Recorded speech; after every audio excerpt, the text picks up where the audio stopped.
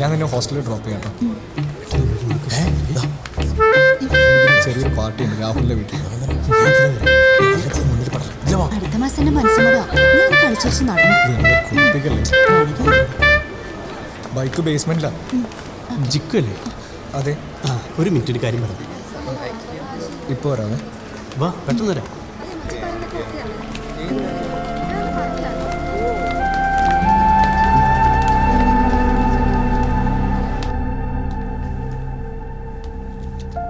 അപ്പനെന്തോ ചതിവ് പറ്റിയാണെന്ന് എനിക്ക് അന്നേ തോന്നിയിരുന്നു. ആളുകളെ കൊല്ലാനൊന്നും എൻ്റെ അപ്പന് പറ്റൂല സാറേ. എനിക്കറിയാം എൻ്റെ അപ്പനെ. എൻ്റെ വിഷമം മുഴുവൻ നിന്നോർത്തായിരുന്നു. ഇനി എനിക്കൊരു പ്രശ്നമില്ല സാറേ. എൻ്റെ മോനെന്നെ മനസ്സിലാക്കിയല്ലോ, എനിക്ക് സമാനായി. ഈ രേഖാചിത്രത്തിലെ ആളെ പോലീസ് വിചാരിച്ചാൽ കണ്ടുപിടിക്കാൻ പറ്റില്ല സാറേ? രഹസ്യമായിട്ട് ഞങ്ങളൊരു അന്വേഷണം നടത്തിയതാണ്, പക്ഷെ പ്രയോജനം ഉണ്ടായില്ലല്ലോ. അല്ല, ഈ പത്രത്തിലും ടി വിയിലും ഒക്കെ കൊടുത്തു നോക്കിയാലോ? അതിന് നിന്റെ അപ്പം പറയണതായാലും വിശ്വസിച്ചിട്ടുണ്ടേ. അവനെ കണ്ടുപിടിക്കില്ലാതെ നമുക്ക് വേറെ രക്ഷയില്ലടാ, അല്ല സാറേ? ഇപ്പം നമ്മുടെ കയ്യിൽ ഈ 2 തെളിവുകൾ മാത്രമേ ഉള്ളൂ. ഒന്നും ഇരിക്കടോ, അത് സാറുമാർ തീരുമാനിച്ചോളൂ. നമ്മുടെ കയ്യിൽ ആകെ കൂടി ഈ 2 തെളിവുകൾ മാത്രമേ ഉള്ളൂ. ഇത് തന്നെയാണ് ഞാനും പറഞ്ഞത്. ഇതിലിപ്പോൾ എന്താ വ്യത്യാസം ഉണ്ടായത്? സസ്പെൻഷൻ കേട്ടോ വിരോധി കാണിച്ചു കേട്ടോ.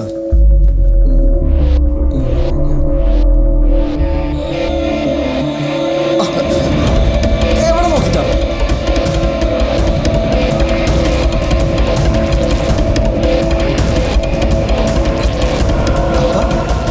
ഇയാള് അപ്പനെ കാണാൻ വേണ്ടി ജയിലിൽ പോയപ്പോഴാ ഞാൻ ഇയാളെ കണ്ടത്.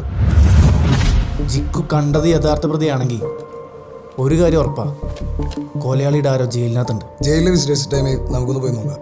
ചിലപ്പോൾ എങ്ങനെ അവനെ കണ്ടുകിട്ടിയാലോ നമ്മുടെ കാര്യങ്ങൾ എളുപ്പവും. അത് ശരി, അതാ നല്ലേ. എന്തായാലും കണ്ടുപിടിക്കാനുള്ളൂ.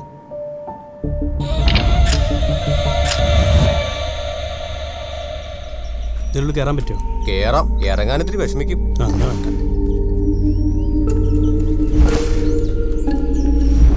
ഇയാളെ കണ്ടിട്ടുണ്ടോ? ഇല്ല. ഇതിപ്പോ 3ാമത്തെ ആഴ്ചയാണ് നമ്മളിവിടെ കാത്തിട്ട് കിടക്കണം. ഈ പോയ മൻസൂറിനെ കാണാമല്ലോ. ഇനിയിപ്പോ അവനെ പിടിച്ചകത്തിട്ടുണ്ടാവും.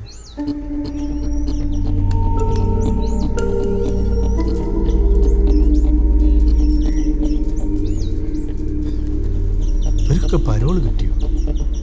എല്ലാരും പോകാനുണ്ടോ?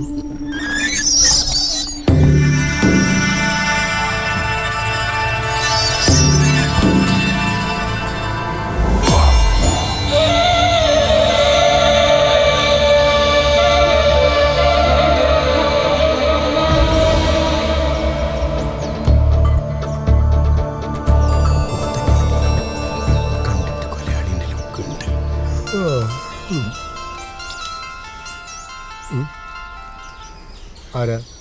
ഹലോ, ഞാൻ കൊടുക്കാം. മനസ്സിലാ പറടാ. നമ്മൾ ഈ ചിത്രത്തിൽ കാണുന്ന അതുപോലത്തെ ഒരാളിപ്പം പുറത്തിറങ്ങിയിട്ടുണ്ട്.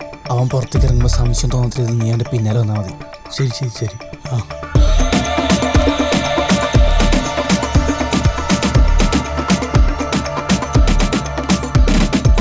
സാറേ, ഇതാ വന്നു തന്നെയാ.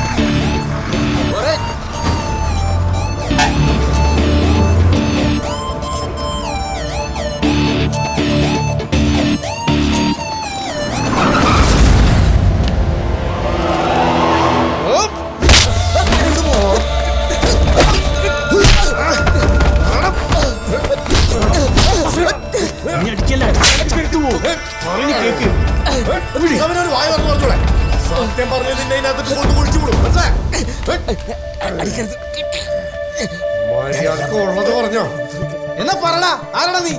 എന്തിനാണ് ആർക്കും